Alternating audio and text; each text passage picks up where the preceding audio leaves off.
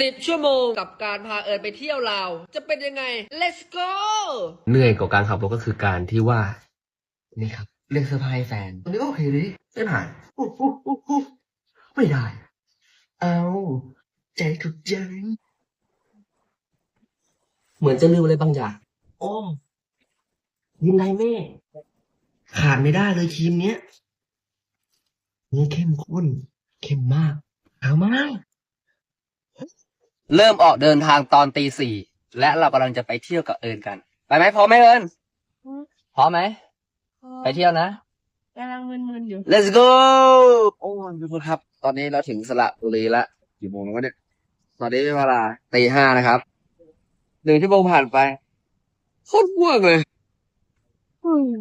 ง่วงไหมเองเหรอเฮ้ยมึงดีดว่ะ ไป ดีดเกิน อ๋อ